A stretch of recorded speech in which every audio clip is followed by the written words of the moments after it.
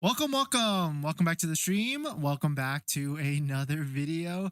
Today we're going to get into a variety of topics, but this first topic, we've got a brand new Tesla Model 3 Highland. We've got confirmed customer deliveries in the pipeline available that people are taking delivery in certain markets. So let's take a look at it and see what are all the pictures that we can gather at it. But if you're just joining in, my name is Dennis. This is usually where I run my intro really quick, but thanks for joining in.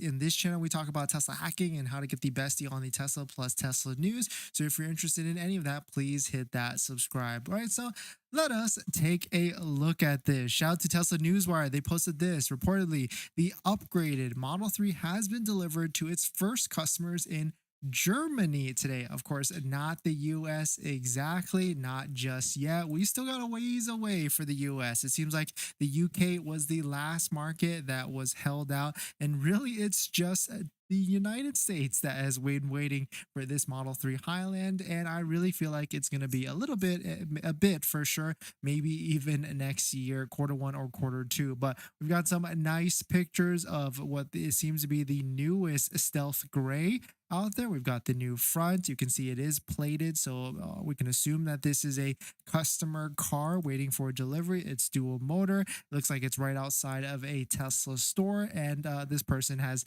just not taken delivery just yet. But shout out to Plain Work, or pictures from BEII3 Michael. And on top of that, here's another one. Shout out to Berlinergy. We've got another post. Credits to DOD Dave TFF. Same market as well, Germany. We've got a white one here, a little bit opposite, but this one seems to be in front of a person's house for delivery. So really cool to see that the Tesla Model 3 upgraded Highlands are finally rolling out to customers. But let me know what your thoughts on it. Let me know what you're thinking. I certainly like the gray one a lot more than the white one, but really cool to see. And I can't wait to see customer reviews on this. Like, we've got a lot of like Motor Trend, Car and Driver, Car Wow, all these big name publications talking about the Model 3. But I do want to watch some customer or YouTuber or really personal reviews on to see their take on it after owning it, of course, for 6 to 12 months. So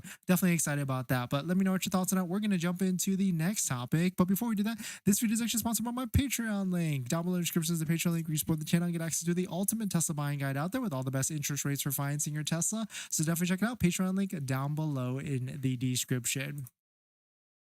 But thanks for coming in, everybody. Thanks for supporting. Hopefully the audio is doing well. Happy Saturday.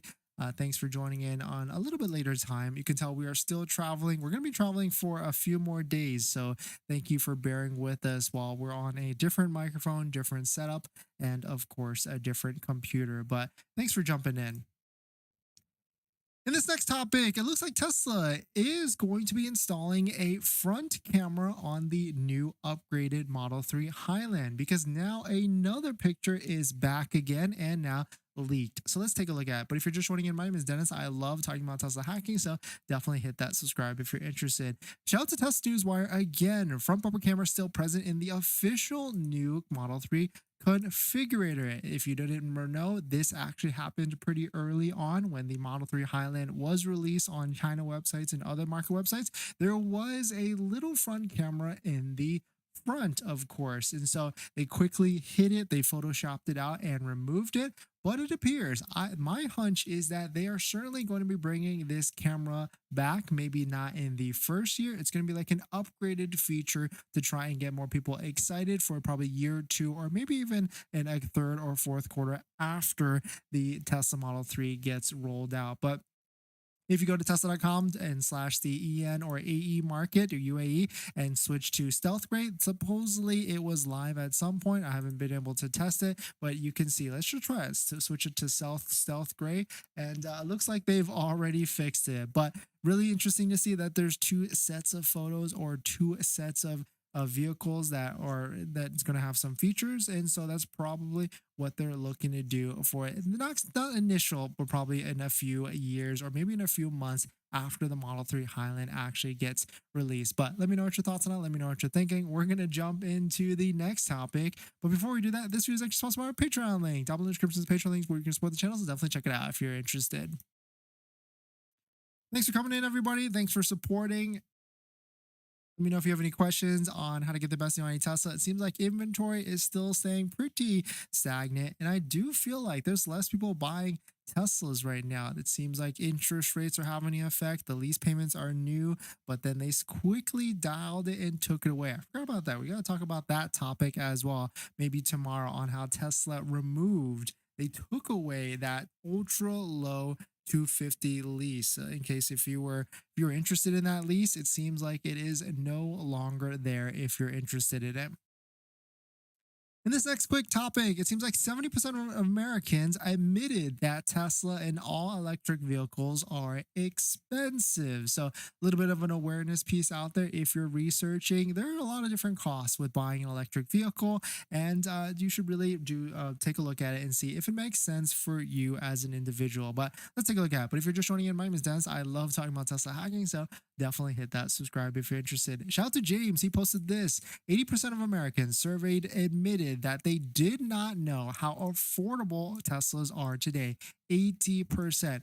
Car buyers who think Teslas aren't affordable will not buy one, and whether they can afford a Tesla or not. So what happened here is there was a study done. It seems like there was a study posted by Drive Tesla Canada, and what was pretty interesting from this study is that the main reasons people are keeping away from going fully electric were 70% said cost, 73% said range, 77% said a lack of charging infrastructure, and environmental impact 66%. And so, of course, now if you're looking to shop for a Tesla, there's really low lease payments, there's a lot of incentives, but really, I really feel like there is a lot of, I guess, like bandwidth costs in a sense that if, yes, buying an electric vehicle, it does appear that, or if you know how to set up charging at your house and finding where chargers are around your location, then yes, it can be a lower monthly cost than gas savings. But at the same time, not a lot of people can afford to